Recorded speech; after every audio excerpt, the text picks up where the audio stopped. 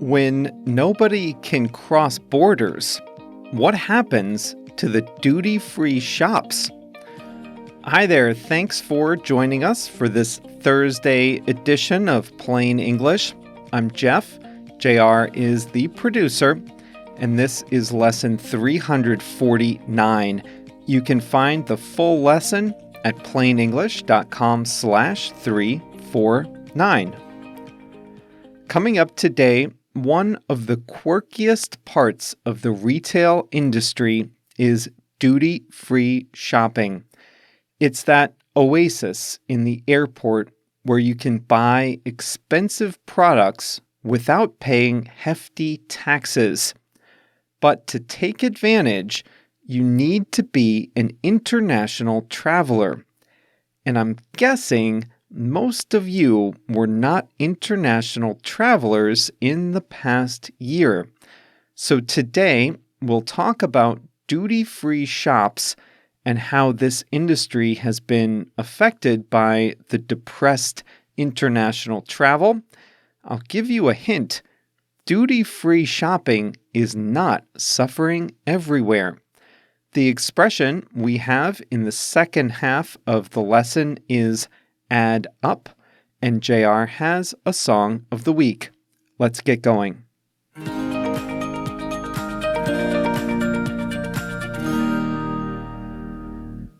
Duty-free. Two words that conjure up images of perfumes, liquor, jewelry, beauty products, and luxury handbags. If you've ever traveled internationally by air, you have undoubtedly seen these brightly lit stores staffed by attentive salespeople offering spritzes of fragrances and samples of beauty products. The prices are high, but they're still a good deal. These shops are exempt from paying international import duties and often local taxes. That means the stores can offer bargain prices on watches made in Switzerland, handbags made in France, Scotch whiskey made in Scotland, and beauty products made in Asia. Duty-free shops take advantage of a loophole in tax rules. International travelers in airports are exempt from paying taxes that a country's residents, and indeed foreign visitors, would normally have to pay. On liquor or luxury watches, for example, taxes and import duties might add up to 30% of the product's price in a shop in the center of a city. Shops in airports can legally sell those products without charging those extra fees and duties. That's why you see duty-free shops in international airport terminals selling liquor and luxury goods to travelers as they wait for their flights to depart. Duty-free got its start in Ireland. In the early days of air travel, planes departing the United States and Canada for Europe had to stop and refuel as soon as they were over land in the westernmost point in Europe. That was a town called Shannon. A local entrepreneur noticed that the liquor sold on cruise ships was really cheap. When the cruise ships sold alcohol in international waters, they weren't in any country and didn't have to pay any taxes or duties. This entrepreneur, Brennan O'Regan, thought that airports should have the same privileges. The passengers in the Shannon Airport were international passengers just moving from one place to another. So he convinced the Irish government to allow him to sell products duty-free. He could sell products for lower than typical prices, but still make a hefty profit. He started selling Irish food products. In the first duty-free shop in 1951, you could buy Irish butter. Pretty soon, watchmakers and liquor manufacturers wanted to get in on the action. It was a huge success, and soon many other countries followed suit. Prior to the pandemic, duty-free was a huge industry. It generated $68 billion in sales in 2017.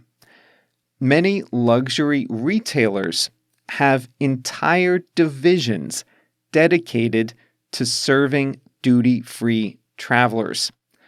The rents from duty-free shops help finance airport expansions around the world.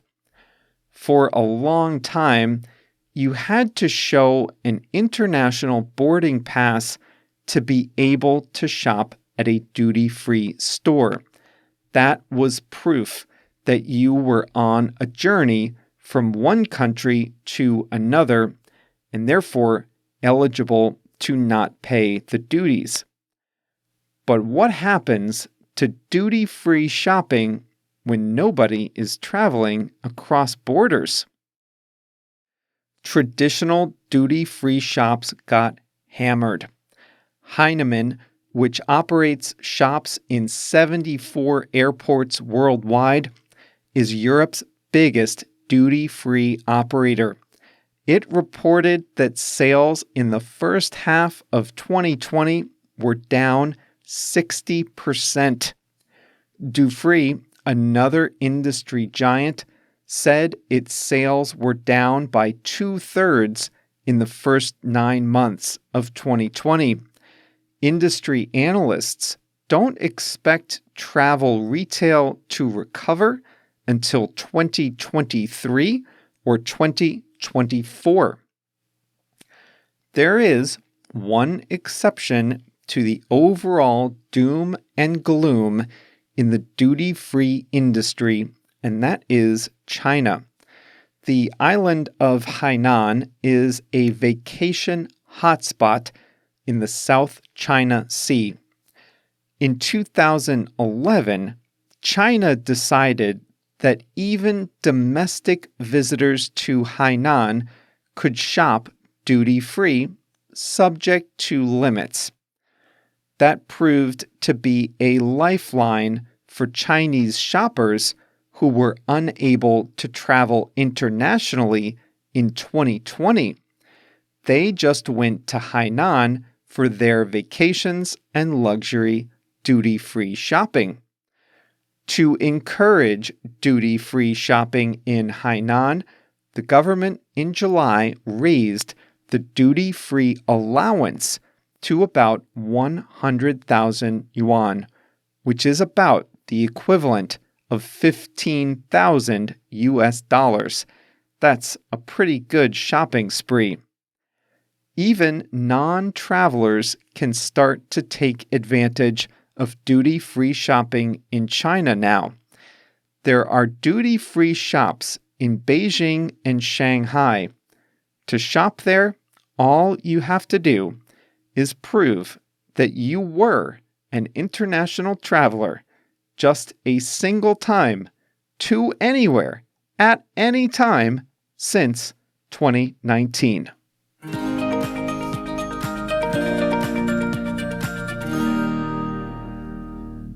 There was a good episode of NPR's podcast Planet Money about the history of duty-free shopping.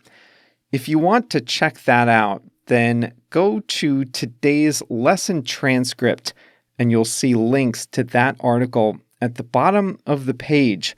All members of Plain English, free and plus members, can see the links that I use to prepare the lesson. Those always appear at the bottom of the main lesson transcript, and today's is at plainenglish.com/349. I can't say that I'm a fan of the duty-free model. I've never shopped there because I don't buy beauty products, cologne, or liquor, so I have no real reason to. And I don't think I'd make a big purchase like a watch in an airport shop, just not my style. But more than that, think about what this is. International travelers are among the wealthiest people in a country. And so the richest people get to save money on taxes as they buy luxury goods just because they went to an airport. But the person who can't afford an international holiday has to pay taxes on a bottle of wine or a case of beer at his neighborhood liquor store. To me, that's not fair.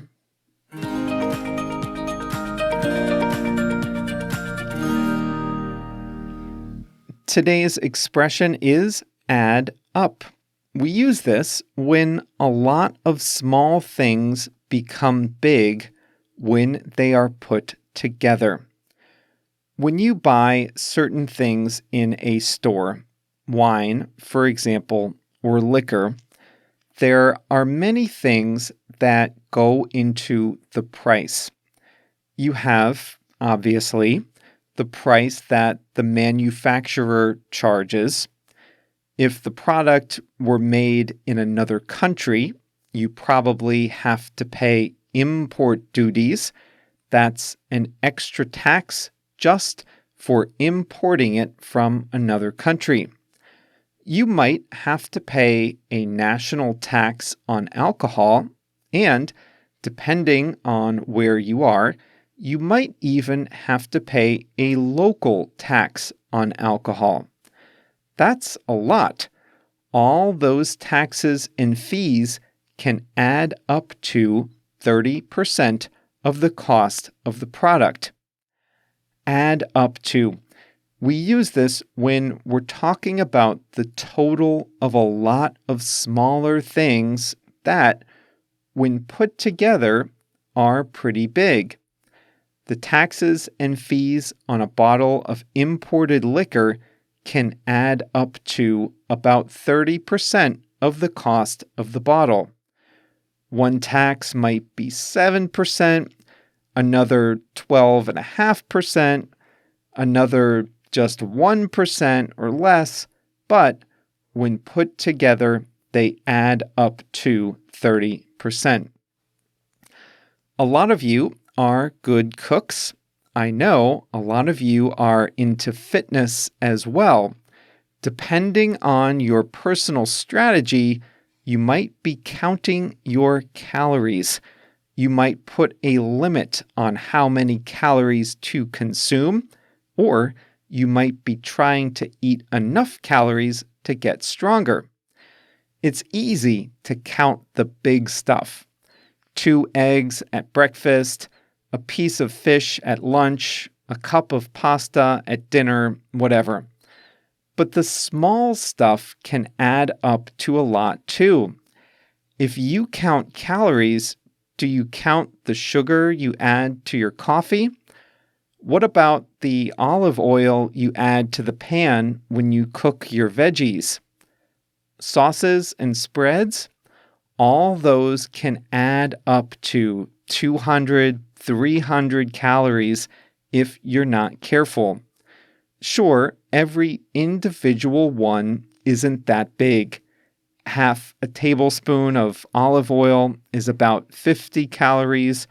The sugar in your coffee, 15, maybe 25. But if you're not careful, all these little bits of food can add up to a few hundred extra calories a day. The same thing might happen with our personal budgets. Streaming services are a classic example. In the US, most of them are between $10 and $20 per month. That seems to be the sweet spot. Some are lower, some are higher, but most are between $10 and $20. Any one of these can fit comfortably into most people's budgets. But if you subscribe to a lot of them, they can add up to $75 or even $100 per month. A family Spotify account, Disney Plus, Netflix, HBO Max, and a sports app or two can easily add up to $75 or $100 per month or more. As individual pieces, not a single one is very expensive, but they can add up to a lot if you're not careful. When you get a new job, what's the first thing you want to know when they make you the offer? Come on, you can admit it. You want to know the salary or the hourly rate. Don't lie. But employers can offer some non-monetary benefits that make the offer attractive too, and those smaller things can also add up. The new job might let you work from home permanently, or it might give you flexible hours, or it might let you further your education by taking online classes, or give you the chance to travel, or there could be generous parental leave, or reimbursement for cell phone service. You get the idea. Not every job is going to offer all these things. And listen, the salary or hourly rate is probably the most important thing. But it's not the only thing. The smaller benefits can add up too. That means these smaller benefits, these things, when put together, can equal something big. Add up can be used for things that are not monetary too. If you make a big or complex decision, you might have to consider many small factors that add up to something big. Let me give you an example. Let's say you want to decide if you want to live close to the center of the city or farther away. You really want to live in the center of the city because you like being near the action. But there are some disadvantages. It can be hard to find parking. You won't be able to have as much space. There might be noise that could bother your small children, bother your kids. It might not be as safe. All those disadvantages can add up. Each one of them is probably manageable, but when put together, they might make you want to live farther away from the center of town because those small disadvantages can add up.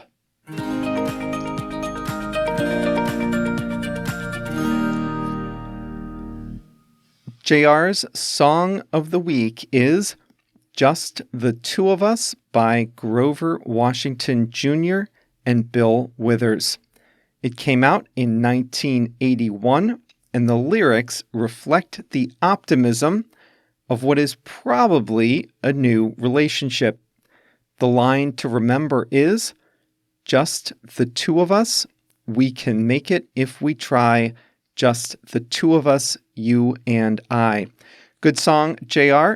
Just the Two of Us by Grover Washington Jr. and Bill Withers. And that's all for today. Congratulations on reaching the end of another Plain English lesson.